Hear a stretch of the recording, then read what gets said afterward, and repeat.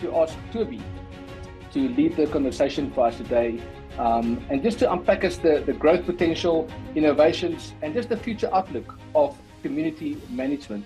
And I would like to introduce your panel. Tobie, obviously our National Sales Manager. I want to ask Danie van Merwe to join us. Vita Wilkens, non-executive member of NAMA. I want to ask Marina Constas to join us, Director at BBM Law. And lastly, Chantel van Heerden, Director at Balbo Group. Tobie, thank you for leading the conversation. Off to you. Thanks a lot. Good morning, Skog. And you can hear me clearly, eh? Yes. Fantastic. Good morning, everybody. It's wonderful to join you today, and it's amazing to see so many of you online. This session is going to be looking at unpacking key trends that's affecting community managers today. And we have assembled an amazing panel of 4 passionate industry leaders that's going to help us do that. And we are going to use the next 30 minutes just to look at exactly what is affecting community managers and pivot into some practical strategies to help you grow your business. So I want to start this session, Danie, by asking you to just give us a background, just give us unpack a little bit. What industry trends are you seeing that's affecting the community managers today and that's shaping the industry? So Danie, over to you. Excellent. Thank you very much, Tobie. Yeah, Chantel, Marina, Vita, nice to also have you here and be part of the discussion. I'm going to share slides again, guys, and this time I have to do it right. Okay, did I nail that, Tobie? Absolutely. Okay, brilliant. Okay, I think just off the bat, I think the market sentiment is generally very, very positive. I think I have to say, if you compare it to, say, 5 years ago, even Tobie this week when we were just phoning clients up and having discussions, it was kind of hard to find a lot of negatives. There were so many positives shared, clients that actually want to build their businesses, expand, potentially buy a book. So there's generally a very positive sentiment. There's definitely pockets that have a bit more difficulty than others. I think if you look at KZN, the infrastructure issues that are being dealt with there on top of the normal challenges, obviously poses some additional challenges. As the slide shows, the market is definitely growing, which is great. From a unit perspective, between 40 and 60,000 new units being added. And then a new market segment that is growing is closed off areas that are being created, boomed off, etc., and also becoming a community that that are managed by managing agents. So good market trend here. There's growth and there is positive sentiment. The next slide is actually an incredible slide, and I'm going to maybe just stand still a little bit. So it's showing the increase in inflation annually from 2012 versus the increase in management fees percentage-wise up until 2024. So what we see is that from 2012 till 2018, we actually in real terms earned less every single year because the average increase in our fees were less than inflation. And I know everybody on the call that is a managing agent knows that during that time there were quite a few introductions of new legislation and additional challenges that we needed to face. So that was a really tough time in our environment. It caused a massive value gap that needed to be closed, which I'm really excited about. And I actually, when I got these stats, I asked the guys to rework it because I was so surprised and I couldn't believe it. But this is real stats. We are closing the value gap in a fast way, and that's really exciting. We're obviously going to unpack this a bit more in our in-person engages coming next week. But what an exciting time to be alive in community management if we look at this graph. The next one is maybe not as great. So if you compare the increase in debt per unit from 2022, 2023 to 2023, 2024, we see a massive increase. So what we have seen is that most managing agencies have started to build specialized teams to deal with this. I think in the past, very few charged for this specific service. And I think thankfully most are now on the road of charging for that, not deviating from the core of what their service is all about, and then spending all the time on, chasing the cash flow, which is really important, but it sometimes just deviates from, the other work that we have to do. And then AI has already been a buzzword, and I know Maritza and Aliza will be sharing a little bit on what we'll be doing from the community management side, launching and bringing into the solution. But I think just from a trend perspective, there's two things that I think is really exciting and that should excite everybody in the community management space. The biggest problem that is being communicated by everybody is the communication challenge. It's just an overload. And I think AI, without saying how and what, is going to solve that for us in a big way. So that's really, really exciting trend and a good thing that we're seeing going forward.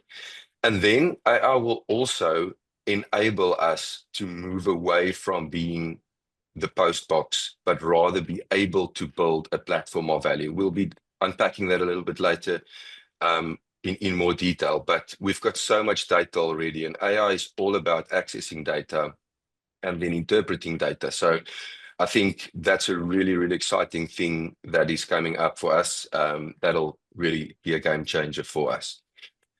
And then I think it's good for us to just maybe step back a bit again. The industry has been operating for about 50 years. I think it's actually 50 years this year. And I think we've gone through all the steps. We've emerged, there's serious awareness about the industry.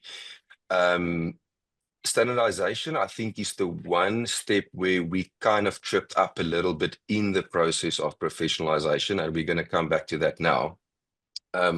If we listen to today and all the innovation that's happening, I think that step is on its way, and it's happening. We definitely, the word respectability, I suppose, is an interesting word, but let's just take COVID. We were seen as an essential service. That is being respected as being something that is truly needed. But I think respectability could be argued as not the right word there. And then we do see leaders, that's building a legacy industry, showing us what could this industry be all about. So I want to, with that, Tobie, if you don't mind, just give it back to you and Vita, because I know from a standardization perspective, there's a lot of work that was done that NAMA's been doing behind the scenes. And I think also the rest of the audience are really excited to know what's happening in terms of just getting that step all sorted out. Thanks, Danie. Yeah, I think there's this expectation in the industry that one of the biggest game changers that's required in the industry is the establishment of a professional body specifically for community management that essentially will oversee the training of professionals in the industry, but also set standards and uphold these standards.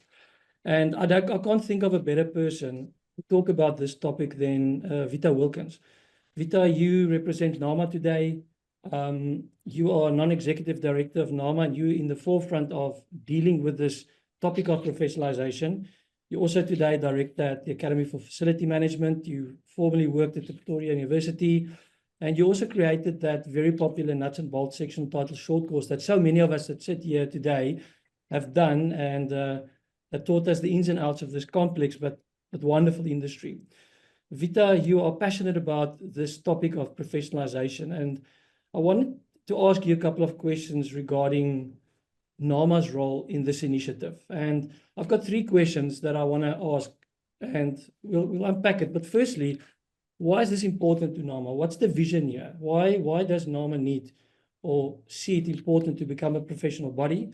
Then understand the journey that we are on. What are you guys busy with? What is this journey that we are on in terms of becoming a professional body, and what are you busy with, and where's this going? And then lastly, just look at the benefits to the industry and understand, what does the industry need to do? Is it a spectator sport where we watch what you guys are doing and hope for the best, or what is the angle that we need to take? So Vita, let's start with the first question. Why is this important to NAMA? Tobie, thank you very much for having me. It's always a privilege to be part of anything that WeConnect do, because you do it in such a style, if I can put it that way. First of all, NAMA represents managing agents and the employees that work for managing agents. That's in the name as well, National Association of Managing Agents.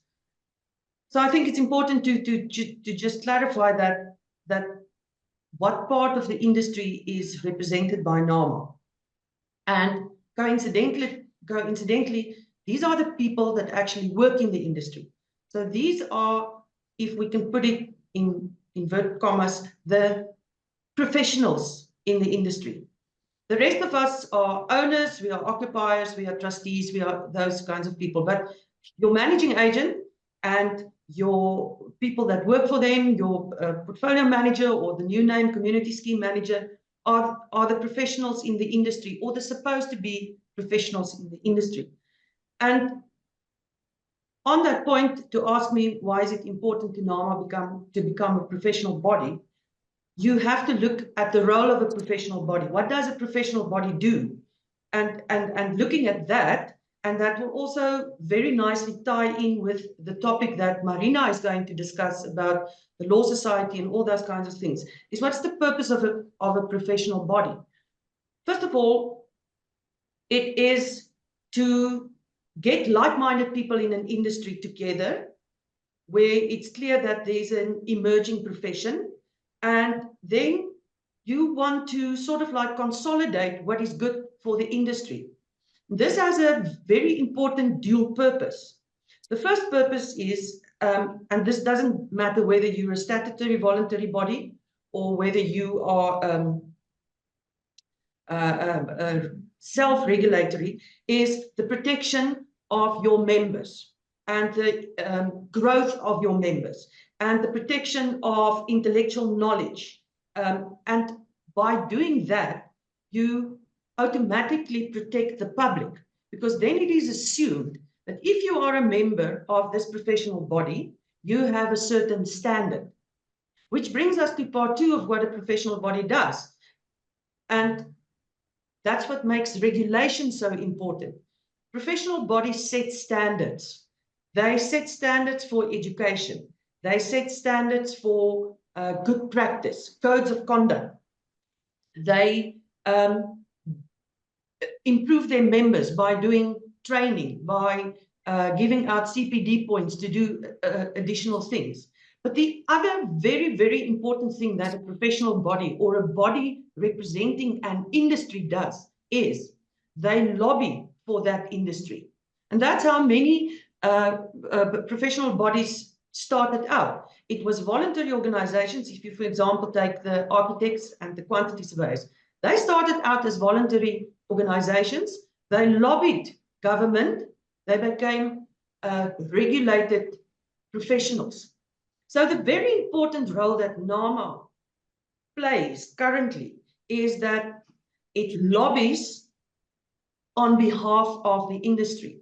We had a NAMA board meeting yesterday and we had feedback. I know Marina also attended that meeting. There was a meeting with the now active advisory board for sectional titles, which is crucial because that is the board that has the ear of the minister and the department. And a body like NAMA, representing the industry, attending those meetings and giving feedback and having the ear of the minister is one of the most important things that a professional body actually do. On your question, what journey we've been on, first of all, we have been absolutely crucial in facilitating the development of an NQF5 qualification with the assistance of the services CETA, the PPRA, and the CISOS. NAMA drove that process in its totality. There are quarterly meetings with the CISOS. NAMA was instrumental in getting the exemptions for managing agents with the PPRA. NAMA is in constant contact with the PPRA to get the registration sorted out, to get the Fidelity Fund certificates, and to assist members in getting those things that enables them to practice, to do their business. So many things happening behind the scenes where NAMA, even though not a recognized professional body yet, but they perform the role of the national body. Yes. Very important what is in it in the future, and how can NAMA make a difference, and how can the people in the industry makes a difference. Managing agents should join NAMA.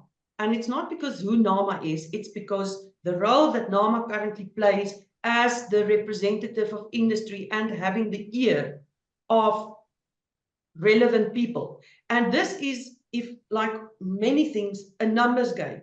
The more members NAMA have, the bigger the representation of the industry. And we should stand together in this industry. We shouldn't all carry on in different directions. It's important, it is difficult as it is. So to stand together and to make up the critical mass so that we can say, but listen here, we are the industry. Please listen to us. We know what we talk about. And in that way, making it easier for our members, but also improving the lives of those that live in these schemes of ours, that struggles with other owners not paying levies and things like that. That is how we can change this. And that is the one single crucial thing for professionalization, is having critical mass so that we can represent an industry. And sorry, I know my time is up, but last but not least, members of body corporates and trustees shouldn't think they can't play a role in this. They are the ones that decide on who to appoint as my managing agent. Nobody else does that. So it might be good from the other side of the desk part of this, from trustees and owners to start doing their homework to see, but all animals are actually not equal in our industry, and to see where's the guys, where they're affiliated, and sort of like put some pressure on to say, but we prefer a managing agent who's a member of NAMA. And please, this is not marketing for NAMA, it's marketing for our industry, which needs this. It's crucial. Vita, thank you. I appreciate your input, and can't think of a better person that is involved in getting this over the line. Marina, I want to ask you to join us, and you're in an interesting position because you are a practicing attorney, but you specialize in the community management industry. You probably have the best view of anybody of the impact that the professional regulatory body has on an industry, as you fall under the Legal Practice Council. But on the other hand, you also work in the community management industry where there's no dedicated professional body for the community manager. Yes, the PPRA is playing a massive role, as well as the CSOS, but there's no professional body for community management specifically. So having line of sight in both those industries, what do you see in community management industry today due to the fact that there's no dedicated regulatory body for professionals in community management? What is the effect? What do you see is the fruits of that? Thank you very much, Tobie, and a great privilege to be with all of you and my colleagues here on the panel today. Thank you. So the first thing I can say is that when I deal with all my clients, I will ask them as owners whether or not their managing agency is registered with NAMA. And if they're not registered with NAMA, then I will encourage them to find a managing agency who is registered with NAMA, because I feel strongly that NAMA is the correct body and is growing in terms of being a professional body over managing agents, and it will gain momentum. But there are parallels to be drawn between the law, the legal regulation of my profession and the regulation of managing agents as well. So as a lawyer, I am regulated by the LPC, the Legal Practice Council. And I see Vita also mentioned Law Society, and that's something I've always known, Law Society. But in terms of the Legal Practice Act, the law societies were disbanded and they were all consolidated under the Legal Practice Council. And the Legal Practice Council is what regulates us now. My firm has to be registered under that, as well as myself. I have to have a Fidelity Fund certificate. So under this, what does the LPC actually do? It looks at ensuring ethical standards. It looks at monitoring our education and our professional conduct. And it also enforces disciplinary measures against attorneys who step out of line. And this all goes to the professionalism of an industry. You have to have those kind of boundaries to have a professional industry. I'm passionate about professionalizing the managing agency industry. I've always said managing agents have been treated like the poor cousins of agents. And I think that we really need to stop that. And I think we're going forward in the right direction. So let me talk about the parallels. With a law degree, you can only enter into our profession with a law degree. You can only enter into our profession with having done your articles, written board exams, and carried on your education. All lawyers need to be registered. Also, we can be disciplined. So I can be struck off the roll as an attorney. And how does that work with managing agents? I'll get to that. My fees can be regulated. The Law Society, the LPC, the Legal Practice Council can get involved with my fees if I'm exploiting a client or if I'm overreaching, overcharging. The LPC can get involved with that. So that again goes to professionalizing my industry. I'm held to very high standards and to my accountability. Skills and development. The LPC can see that I have the right courses and the right programs that I've been on and that I'm equipped as a lawyer. Now, with managing agents, we're talking about the PPRA. And the PPRA, whether we like it or not, is the regulator of managing agents as we stand now. That's the Property Practitioners Regulatory Authority, and that act came into effect in 2022. So as a managing, if I want to enter now, let's talk about admission, like I spoke about with the Law Society. If I want to become a managing agent, what do I need to be? Who do I need to be at the moment, right now? Right now, according to Deborah Weil of the PPRA, managing agents need to apply for the FFTs. So that means, what do they have to be? South African citizens, no arrests or convictions, and that type of thing. You need to be of sound mind. Well, that can be debatable with certain people, I suppose. You need to have a tax certificate, you need to have a BE certificate. But what qualification do you need right now? You don't need a qualification right now, according to Deborah. So Vita and the CETAs are working on this NQ, I think it's 5, is it? This for managing agents. But at the moment, we only have these PDE qualifications for estate agents that they can write, and it's not obligatory to write them. So at the moment, we know where we need to get to a point where we've got this education, because education is key. And I do see a problem with managing agents who do not have the right levels of education. Absolutely. And Tobie, we have to look at credibility. We need to look at legitimacy, at trust issues. As attorneys, people know we're trustworthy. Well, most of us are trustworthy because we're part of this professional body. And I think that's where we're going with what is necessary to qualify as a managing agent. Thank you, Marina. Great insights. I think it's exciting to know that people like you and Vita are involved in driving this. So, Danie, I want to pivot back to you. You spoke about, other than the professionalization, you spoke about this concept of, you mentioned postbox and you mentioned platform of value. For a lot of us sitting here today, I think we can relate to the postbox issue. We stuck there because of the sheer amount of communication that we deal with on a daily basis. But platform of value is a little bit of a foreign concept. Just what does that mean? Can you elaborate on that?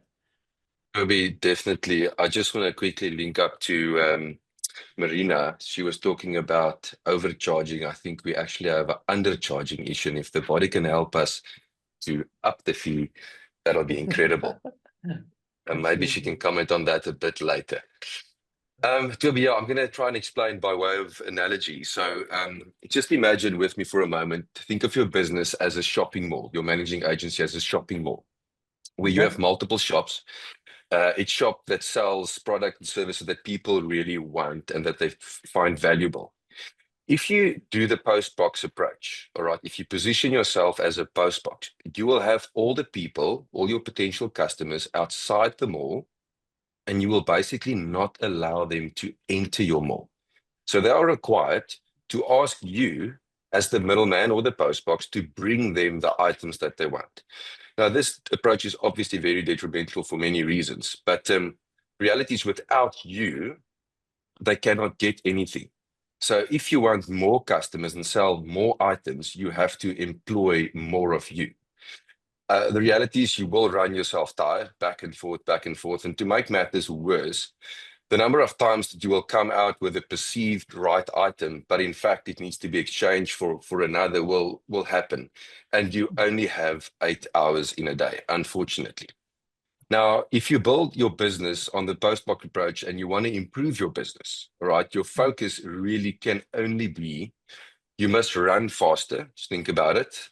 And I think some people might, feel that today. We're just running faster and faster. And secondly, you must be more accurate in choosing the right items, for each customer so that you don't have any comebacks. If you build a platform of value business, then you actually now make sure that everybody understands all the value that you have in your mall. That's maybe step number one. And then secondly, make it as accessible and convenient as possible for all your customers to get to your products and services. And I would like to say, if at all possible, they should not get, they should not need you or any human intervention to get to that product or that service.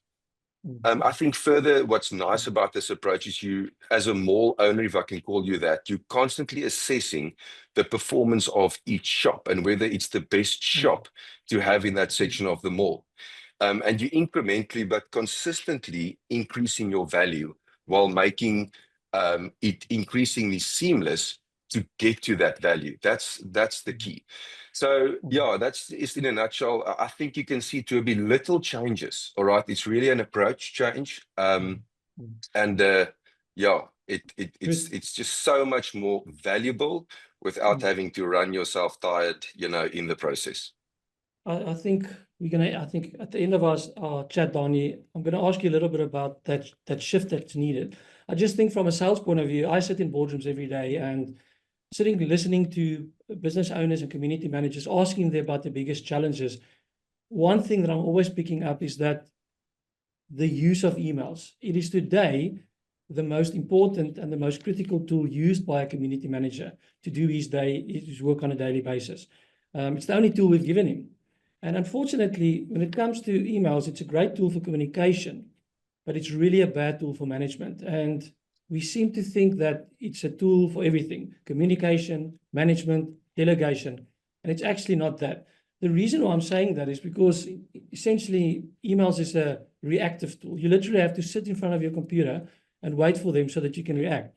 And if I look at businesses, how a lot of property management businesses are set up, they're set up in departments, silos. Let's call it finance, ops, admin, management. And very often the only way you know what's going on in your business is through emails. You have to CC each other in. And our stats show when we conduct our surveys is that community managers get, let's say, 150 to 250 emails a day. And almost 50% of those emails, sometimes even 60%, are literally CC emails between departments. And the bottom line is that I'm not saying that emails is the problem. It's the way we use the tool and the way we use it in our daily lives to do what we have to do. I always ask business owners when I sit and talk to them about what they need. The topic comes up of what do you use today, or how do you manage your day, your week, your month, and what workflows and efficient priorities do you focus on? And almost 100% of the time, everybody says, man, I start my day in my inbox. And 6 to 7 hours later, that's exactly where I find myself. And that's where this terrible feeling of postbox kicks in, because that's where we, a lot of the times, sit. But I've also seen on the other hand, what happens when a community manager or businesses, community management businesses, makes this shift to say that my inbox is not my primary tool to drive my priorities. It's a tool. I have many tools to execute everything that I need to do. So it's one of my tools. So just after our session now, I'm going to hand over to Maritza and Elise, and they're going to talk about what we are doing. But I want to bring in Chantel. Chantel, you're in an interesting position. You're sitting here as a business owner today. You were very involved in NAMA not so long ago as a national chair. But today you are a business owner of a large property management business in Kibera, the Bellboy Group.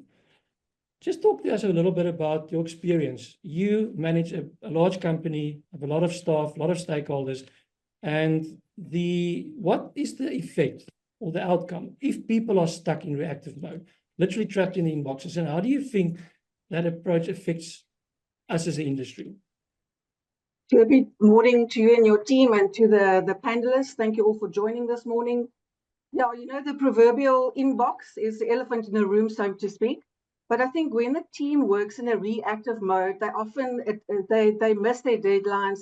There's compliance oversights.